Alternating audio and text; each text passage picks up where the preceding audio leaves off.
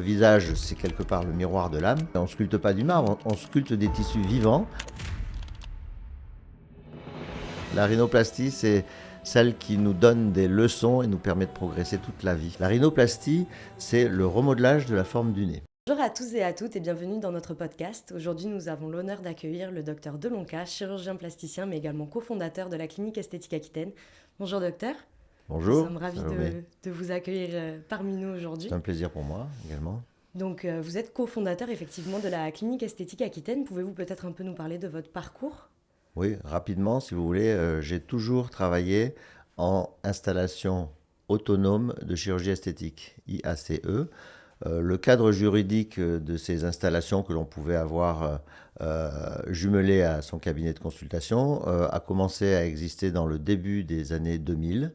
Et dès que cela a été possible et que nous avons identifié un endroit, je dirais, dans la mouvance du centre hospitalo-universitaire Pellegrin, on a sauté dessus et nous avons construit et aménagé cette clinique qui permet d'avoir je dirais, une unité de prise en charge du patient en esthétique. Tout est sur place, le patient ne va pas être comme une balle de ping-pong envoyée à un endroit ou à un autre de la ville.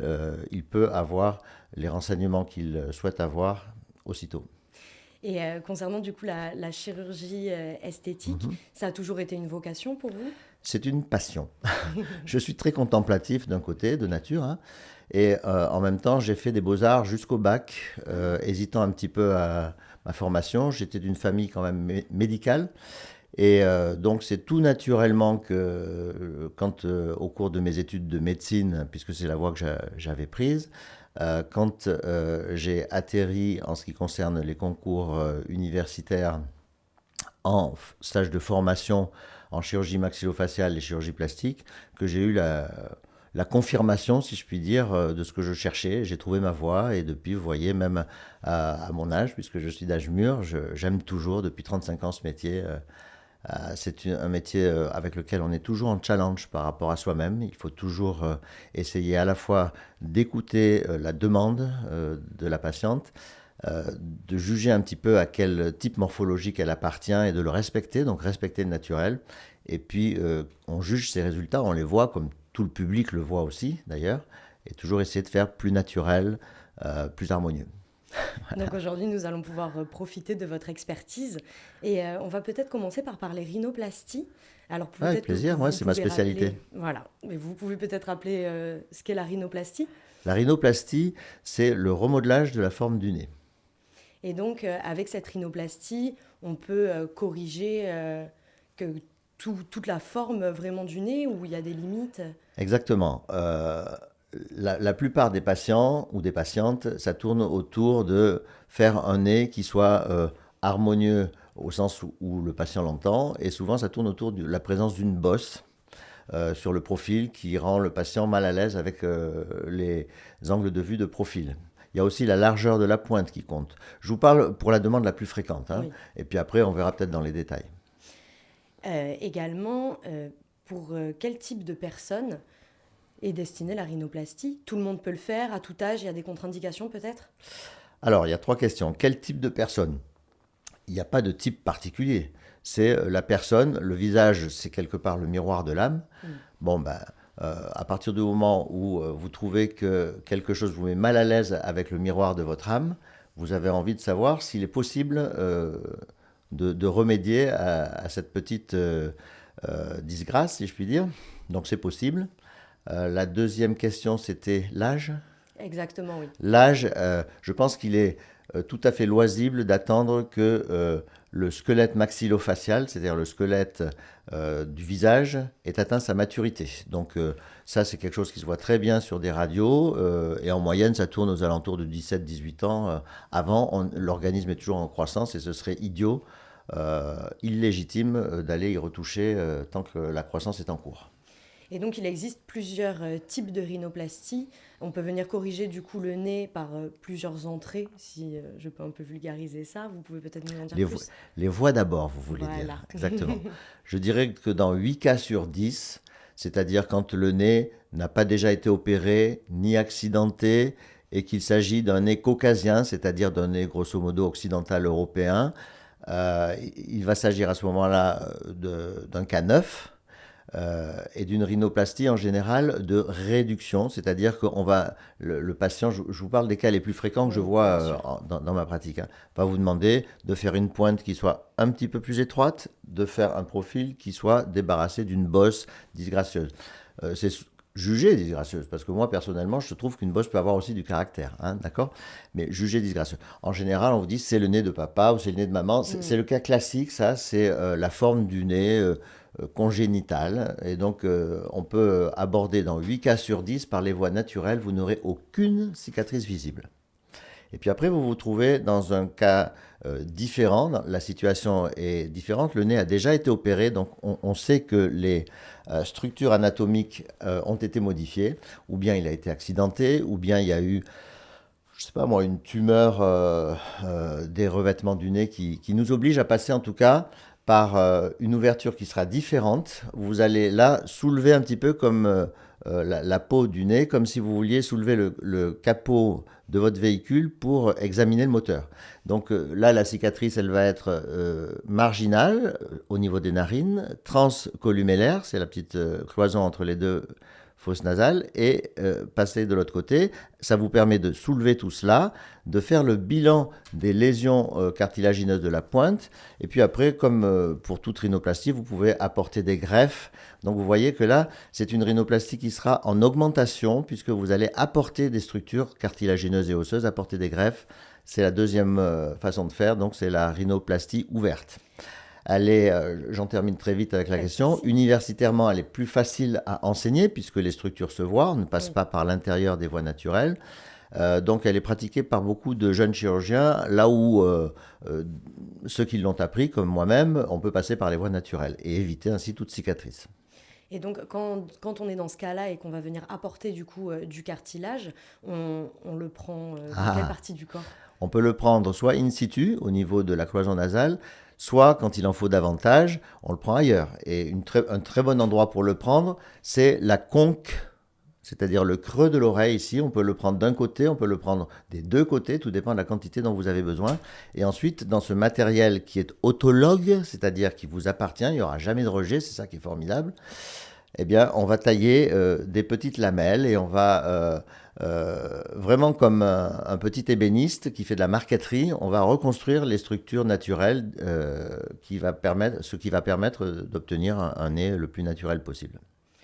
Le nez est quand même du coup le chef d'orchestre de notre visage. Vous avez peut-être des conseils pour pouvoir choisir un bon chirurgien, ne pas avoir de raté et avoir vraiment un projet Alors, j'y viens. D'abord, s'assurer qu'il est vraiment chirurgien. Oui. Parce qu'on voit de tout maintenant avec les réseaux sociaux. On voit des influenceuses qui se mettent à injecter de l'acide hyaluronique. Enfin, on entend tous. Bon, ça c'est la première des choses, hein, qu'il soit réellement chirurgien, qu'il soit réellement spécialiste en chirurgie plastique et esthétique. C'est la première des choses. Et je crois que là, en France, il n'y a pas trop de problème. On peut entrer en rapport avec le Conseil de l'Ordre ou le Conseil de l'Ordre des médecins et, pour avoir la réalité de la spécialité et des diplômes du praticien, il n'y a pas de problème. Et la deuxième chose, effectivement, il faut quand même écouter la renommée, connaître des gens qui ont été opérés dans la même... pour le nez, si c'est le nez qui vous intéresse, ou pour les seins, si c'est autre chose. Enfin, voilà. Donc, il y a une question de renommée du praticien. Donc, voilà, un vrai professionnel, diplômé universitairement et doué d'une bonne renommée. Parce que justement, donc, en parlant d'acide hyaluronique, la rhinoplastie peut également se faire par voie médicale. Alors, vous parlez là de rhinoplastie qu'on a baptisée médicale, c'est-à-dire une modification de la forme du nez par injection de produits de comblement, que ce soit, on l'abordera, hein, si vous voulez, du tissu autologue, du tissu graisseux ou synthétique, l'acide hyaluronique, qui est un constituant normal de notre organisme, mais qui est synthétisé industriellement quand il en faut.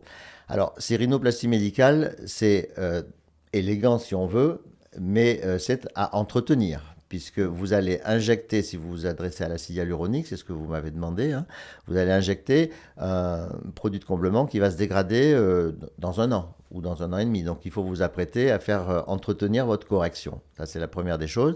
Et c'est valable pour les petites bosses du profil qui sont précédées et suivies, c'est-à-dire d'un creux ici et d'un creux avant la pointe. Dans ces cas-là, vous allez, au niveau de la pointe, apporter un petit comblement pour relever la pointe et combler ce creux. Et au niveau du début du profil, vous allez combler aussi le petit creux. Vous allez donc niveler avant et après cette bosse sur le sommet de la bosse existante. Donc c'est une rhinoplastie où vous allez agrandir le nez. Vous voyez, il faut que la patiente n'ait pas un nez déjà un petit peu grand. Donc c'est vraiment des cas très particuliers pour des gens qui ne sont pas prêts encore moralement ou sur le plan émotionnel à demander une chirurgie qui soit un petit peu plus définitive.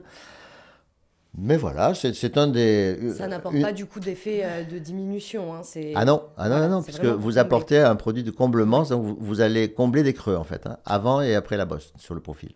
Et du coup, si on fait le même procédé avec du coup nos tissus, donc une lipostructure. Même chose, on peut le tester pour essayer si ça vous plaît avec du produit résorbable et ensuite le faire avec...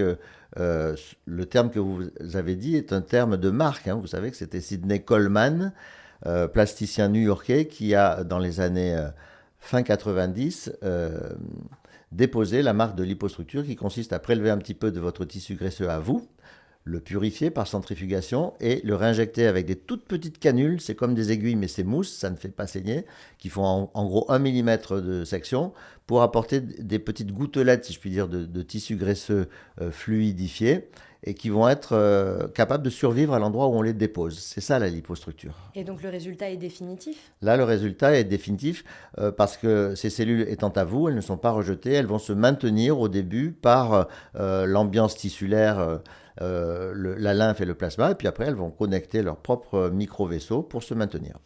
Voilà. Et donc là, au niveau du post-acte, comment ça se passe ? Il y a une éviction sociale Alors, dans quel cas ? La rhinoplastie dont nous parlions ou le cas particulier de la lipostructure ? Le cas particulier qu'est la lipostructure. La lipostructure, peu de choses, parce que c'est quelque chose qui pourrait être fait pratiquement sous anesthésie locale. Il faut endormir l'endroit où vous allez le prélever. Ça peut être un petit bourrelet du double menton, ça peut être un petit bourrelet du ventre ou des genoux, enfin là où il y a un petit dépôt de graisse excédentaire. On va donc la techniquer, la centrifuger, ne prendre que la fraction graisseuse des cellules, la redéposer avec des canules microscopiques. Donc c'est très peu vulnérant. Je dirais pratiquement que le lendemain, vous êtes maquillable, quoi. Il n'y a pas de cicatrice, c'est juste par redéposition par injection, hein. Et donc pour la rhinoplastie chirurgicale... Ah, c'est pas pareil. Oui. Là, il faut avoir vu le chirurgien, bien choisi. Ensuite, il y a une consultation de pré-anesthésie. L'intervention se déroule sous une double anesthésie locale du nez qui va durer au moins une dizaine d'heures. Donc ne craignez pas d'avoir mal. Une rhinoplastie ne fait pas plus mal qu'un rhume. Vous avez le nez bouché, hein. L'intervention, elle va se faire sous anesthésie générale. C'est pour ça qu'il faut avoir consulté l'anesthésiste auparavant. Ça dure, alors la rhinoplastie fermée entre mes mains, ça dure primaire, hein. On ne l'a pas abordé, mais il y a des rhinoplasties qui sont primaires, c'est-à-dire jamais le nez n'avait été opéré, puis d'autres qui sont secondaires où ça peut être plus long. Mais la rhinoplastie fermée primaire, c'est 1 heure, 1 heure et quart. Pour les suites opératoires ensuite, eh bien, sachez que vous avez pour 8 jours une attelle sur le nez et les 4 premiers jours en plus des petites mousses qui font comme des airbags à l'intérieur des fosses nasales pour soutenir le château de cartes qui est le nez qui vient d'être remodelé au départ. Donc vous voyez, vous respirez par la bouche uniquement pendant 4 jours, vous avez une attelle sur le nez pendant 8 jours, durant lesquels les yeux au beurre noir que vous avez, parce que les petites sections osseuses, étant voisines de la peau des paupières, libèrent des bleus, et la peau des paupières est tellement fine qu'elle ne cache rien, donc vous avez les 2 yeux au beurre noir dans le cadre de vos lunettes, si je puis dire, hein. Voilà. Pour ce qui est des lunettes, évitez de les porter aussi pendant les 8 premiers jours, parce que ça peut appuyer sur l'attelle et ce serait dommage. On vous enlève cette attelle au bout de 8 jours. Vous voyez déjà se profiler un petit peu les choses, mais le résultat s'affirme nettement au bout du 1er mois, du 3e mois, et le résultat est définitif, vous l'avez pour la vie, si je puis dire, au bout de 12 mois. Parce que du coup, on voit beaucoup sur les réseaux, donc des filles qui nous partagent leur expérience de rhinoplastie. Et effectivement, au moment d'enlever la telle, on voit que le nez est encore gonflé. Ouais. Et donc cet œdème, en fait, se résorbe petit à petit pour donner place au... Oui, parce que c'est pas du marbre. On joue les sculpteurs, mais on sculpte pas du marbre. On sculpte des tissus vivants. L'intervention en elle-même va créer des réactions inflammatoires, de cicatrisation et tout ça. Et dans l'inflammation, il y a toujours le composant œdème. Œdème, c'est le gonflement avec des fluides qui vont se résorber progressivement. C'est pour ça que je dis toujours, on commence à voir nettement les choses au premier mois, au troisième mois, et il faut encore savoir que de façon imperceptible, ça continue à se drainer, à s'assécher de son œdème, et ça devient superbe, ouais, et définitif surtout au bout d'un... On va dire c'est superbe au bout de 3 mois, et c'est définitif, affiné et tout ça au bout d'un an. Voilà. Et il y a aussi une partie qui est plus fonctionnelle dans le nez. Donc, si un nez est cassé, par exemple, qu'on va venir l'opérer, est-ce qu'on peut aussi jouer sur un point esthétique Alors, vous parlez de deux choses. Il y a la chirurgie réparatrice, qui, elle, comme toute réparation des trous laissés par une tumeur, par exemple, est prise en charge par l'assurance maladie, ou d'un accident, est pris en charge par l'assurance qui couvre la responsabilité civile du responsable de l'accident. Et puis ensuite, il y a la chirurgie purement esthétique. Bon, ben là, vous n'êtes pas malade d'une bosse sur le nez, c'est votre affaire, vous prenez la décision de la faire retoucher et vous l'assumez. Voilà, c'est tout. C'était la question ? C'était ça. Voilà, c'est ça. Également, vous pratiquez beaucoup de lifting au sein de la clinique, mais également au cours de votre carrière. Donc le lifting, c'est à partir de quel âge ?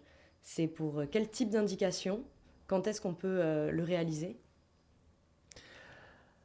Alors le lifting, c'est une intervention magnifique puisqu'elle répare des années l'irrémédiable outrage, qui est faite d'infinis soins à sa réalisation. Hein. Alors, vous m'avez dit à partir de quel âge ? Bien, je crois que tous, hommes et femmes, on observe avec les décennies une modification de notre visage. Les tissus perdent de leur tonus élastique. La pesanteur du haut vers le bas fait dégringoler un petit peu tout ça. Et donc, l'ovale qui n'avait pas de bas joue devient plus un carré avec une bas joue, c'est la joue qui est descendue. Le cou peut se dégrader aussi un petit peu en accordéon. Donc ça, c'est les stigmates de l'âge sur notre cou, notre ovale, nos joues. Ça ne vient pas d'un seul coup. Hein. Y a des gens qui commenceront à voir que l'ovale commence un petit peu à gondoler, à passer la quarantaine, et qui vont soit le regarder, rester les bras croisés, soit se dire non, j'aimerais faire ce que l'on peut faire en 2025 pour ça, venir voir un praticien spécialiste et lui demander si un mini-lifting, par exemple, ne pourrait pas corriger cela. C'est affirmatif, ça peut corriger cela. Puis après, comme tout le monde, à 60 ans, et au-delà, les traits sont modifiés un petit peu, et donc c'est l'âge moyen, effectivement, entre 50 et 60 ans de demande de lifting. Ouais. Et donc là, vous parliez de mini-lifting. Donc il y a plusieurs sortes d'appellations pour différents liftings. Parce que les gestes sont très précis, comme je vous le disais. Il peut s'agir d'une dégradation du cou, une dégradation de l'ovale, une dégradation aussi des tempes et du front. Donc, quand on associe tout, vous avez le lifting qui fait le cou et le visage, c'est le lifting cervico-facial. Bon, il laisse pratiquement aucune trace visible, mais il va améliorer de façon spectaculaire le tonus du cou, l'angle entre le cou et l'ovale, corriger le double menton, rafraîchir l'ovale et les joues aussi d'un seul coup. Et puis quand c'est juste à 40 ans ou à 50 ans où le visage commence un petit peu à perdre du tonus, un mini-lifting qui va être juste facial va corriger les choses, avec des suites plus rapides aussi. Et donc au niveau de la cicatrice, pour un lifting, elle se positionne où ? Elle reste visible ou non ? Alors tout dépend du type de technique utilisée. Si on utilise aujourd'hui les liftings profonds, c'est juste le complexe musculo-aponeurotique qui est sous la peau qui va être remonté et retendu avec une peau ensuite qui va juste venir se redraper verticalement dans le sens inverse de ce que fait la pesanteur.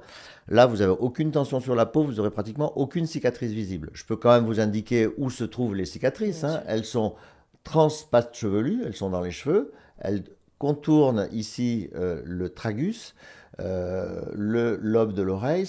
Toute cette partie antérieure permet de redresser l'ovale et les joues. Et puis ensuite, elle passe dans le sillon derrière les oreilles et traverse dans les cheveux. Ce deuxième segment rétro-auriculaire permet de travailler le cou et de le rafraîchir de façon vraiment spectaculaire. Et comme il n'y a aucune tension à poser sur la peau elle-même par ces liftings verticaux et profonds, vous n'avez aucune trace visible. C'est vraiment dans les sillons naturels de la peau. Le seul endroit où ça peut se voir un petit peu si les cheveux sont relevés en chignon, oui, c'est derrière. Et là aussi, on a des moyens d'éviter ça, si c'est le type de coiffure de la patiente, en passant très très haut. Vous voyez, donc on traverse peut-être la largeur d'un petit doigt où on pourrait voir quelque chose. Non, si c'est bien fait, c'est bluffant. C'est bluffant. Ça a l'air fabuleux. Ouais, c'est bluffant. Et du coup, au niveau du post-opératoire, comme ça touche quand même au visage, c'est douloureux? Toujours la même réponse que pour le nez, on remodèle des tissus vivants et non pas de la pâte à modeler, donc ça va être gonflé. Comme l'abord est latéral, on est un petit peu élargi pendant les 8-12 premiers jours. Présentable et maquillable à partir du 12e jour, on peut reprendre le travail en 15 jours. Et ce sera vraiment superbe entre le troisième et le premier mois et le troisième mois, voilà quoi. Et c'est définitif. Vous n'empêchez pas le vieillissement de se poursuivre, mais par contre, à 55 ans, vous en ferez plus 45 ou 42, et ça c'est drôlement bon pour le moral, je peux vous dire. Et avec ce décalage, vous avancez dans l'âge. C'est-à-dire qu'à 60, vous en ferez plus la cinquantaine, etc. Et donc on peut faire 2 liftings au cours de notre vie? Je dirais qu'en moyenne, donc, on n'a pas de redemande quand un lifting est fait avec soin avant 10-12 ans. Et puis après, on peut avoir besoin de le rafraîchir. Mais on dit que ça peut s'être détendu un petit peu parce que la peau a prêté à nouveau, parce que le temps a passé à nouveau. On dit que la peau ne prête qu'une seule fois. C'est-à-dire quand elle s'est déjà distendue après le premier lifting et qu'on la reprend 10 ou 15 ans plus tard, ce sera encore plus stable parce que la peau a déjà prêté, elle ne se redistendra pas. On a comme ça des belles actrices qu'on connaît qui sont encore superbes à un âge avancé, octogénaire. Hein. Et donc avec le lifting peut-être couplé avec une autre intervention pour donner vraiment un... Bien sûr, vous avez des poches sous les yeux, vous avez les paupières supérieures où le fard colle au plafond, comme on dit. Vous avez des rides au niveau des lèvres, et on peut faire une blépharoplastie, on peut faire une correction des poches, on peut faire une dermabrasion microdiamantée au niveau des lèvres. On peut superposer les jours de convalescence de chaque intervention pour que pendant que les cocards par exemple qu'on a au niveau de la blépharoplastie se résorbent, l'œdème du lifting qu'on a fait en même temps se résorbe aussi.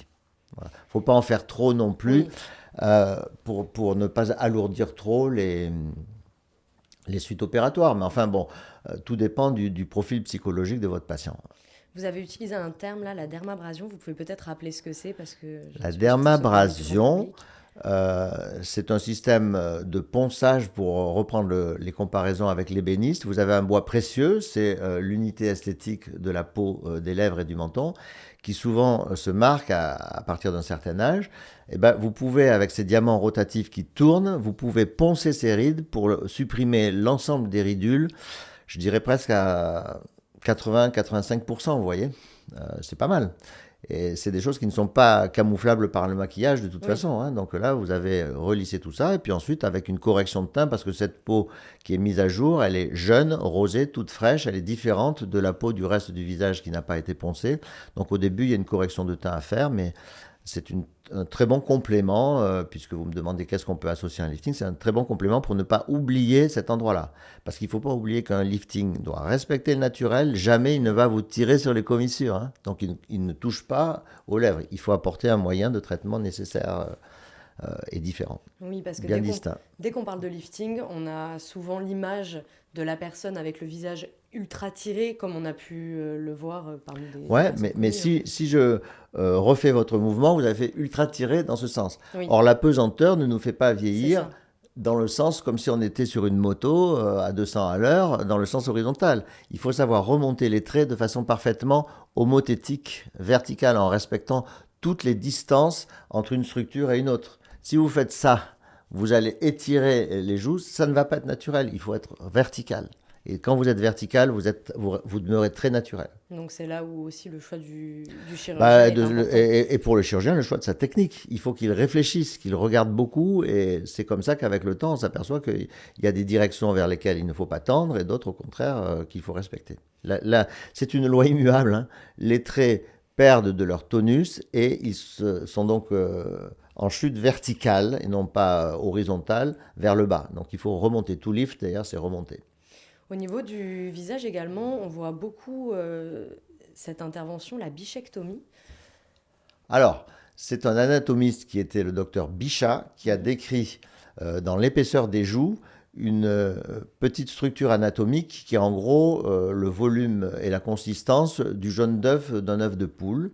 Et on peut, par les voies naturelles, alors là vraiment sans aucune cicatrice visible, c'est les mêmes voies que l'on utilise quand on va enlever des dents de sagesse ou des germes de dents de sagesse. Donc c'est à l'intérieur de la bouche et dans le vestibule buccal supérieur. On va aller prélever ce petit volume graisseux qui est à peu près le volume d'un jaune d'œuf, le retirer définitivement et ça permet, pour les personnes qui estiment que leur visage est un petit peu trop rond, que leurs joues un petit peu trop pleines, comme un poupon, et qui veulent avoir des joues un petit peu plus plates ou creuses pour faire ressortir le triangle lumineux du visage formé par les deux pommettes et le menton, on peut donc creuser un petit peu les joues par cette façon de faire là.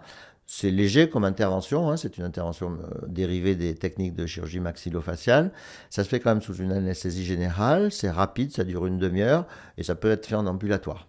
Voilà. Et donc après, pour les suites. Alors les suites, pour ceux et celles qui ont déjà bénéficié d'extraction des dents de sagesse, eh bien, ils se souviendront sans doute qu'ils ont été un petit peu comme des hamsters ayant fait des provisions pendant 4 semaines. Donc il faut savoir que les mêmes gestes entraînant les mêmes conséquences, quand on enlève les boules de Bichat, vous avez de l'œdème, hein, puisque c'est des tissus qui ont été opérés, qui vont masquer un petit peu le résultat au départ pendant 1 mois. Et puis après, vous allez voir les joues s'aplatir, voire même se creuser un petit peu. C'est définitif. Et quand c'est bien indiqué, c'est formidable. Alors, pour que le patient puisse se projeter dans son intervention, on sait que maintenant, il y a des logiciels qui utilisent de la simulation, mais qui restent quand même approximatifs. Vous utilisez une autre méthode, il me semble ? Non, on a toutes les façons de pouvoir faire comprendre au patient ou à la patiente dans quelle direction on va.